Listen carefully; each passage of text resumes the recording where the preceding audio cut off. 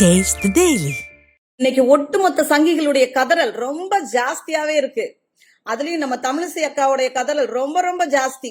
என்ன செந்தில் பாலாஜி பெரிய தியாகியா, சுதந்திர போராட்ட தியாகியா, அவருக்கு மாலை போட்டு மரியாதை செஞ்சு அவரை கூட்டிட்டு வர்றதுக்கு அவர் என்ன தியாகம் பண்ணிட்டு ஜெயிலுக்கு போனாருன்னு கேக்குற தமிழிசை அக்கா அவர்களே, சுதந்திர போராட்டத்தை பத்தி பேசுறதுக்கெல்லாம் உங்களுக்கு, உங்க கூட்டத்துக்கு, உங்க சங்க பரிவார், உங்க RSS பிஜேபி கூட்டத்துக்கு என்ன தகுதி இருக்கு, என்ன அருகதை இருக்கு? சுதந்திர போராட்டத்தை பத்தி எல்லாம் நீங்க பேசலாமா? சூனக்கி பரம்பரையில நீங்க சுதந்திர போராட்டம் அந்த தியாகிகளை பத்தி எல்லாம் பேசாதீங்க.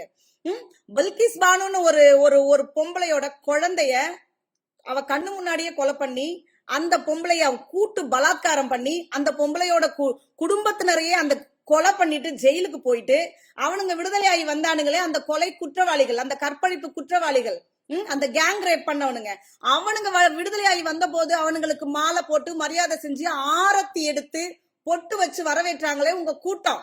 அவனுங்க எந்த தியாகம் பண்ணானுங்க? அவனுங்க எந்த சுதந்திர போராட்ட தியாகிகள் வரிசையில வர்றாங்க?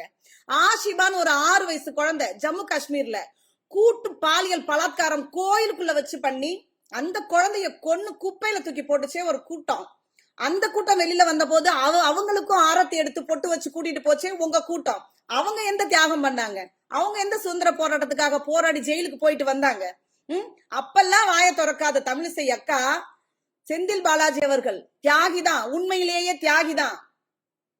அவர் எப்பவோ செஞ்ச தவறுக்காக இன்னைக்கு அவர் அமைச்சரான பிறகு திமுகவுக்கு வந்துட்டாருன்ற ஒரே காரணத்துக்காக ஒட்டுமொத்த திமுகவினர் மேல் இருந்த காழ்ப்புணர்ச்சியையும், பழிவாங்கின உணர்ச்சியையும், குரோதத்தையும் அந்த ஒரு நபர் சிக்கிட்டாருன்னு அவர் மேல திணிச்சு அவரை 15 மாசம் ஜெயில வச்சு 471 நாட்கள் தொடர்ச்சியாக பிணை கொடுக்காம ஜெயில வச்சு இன்னைக்கு சட்ட போராட்டத்தின் மூலமாக அவர் வெளில வந்திருக்கிறாரு. ஒட்டுமொத்த திமுகவினர் மேல இருந்த உங்களோட காழ்ப்புணர்ச்சியை ஒரு நபர் தாங்கி 15 மாசம் ஜெயில இருந்துட்டு இன்னைக்கு வெளில வந்திருக்காரு. எங்களை பொறுத்த வரைக்கும் அவர் தியாகிதான்.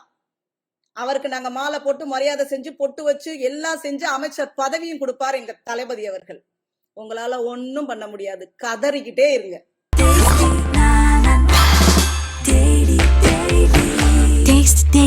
Taste the Daily.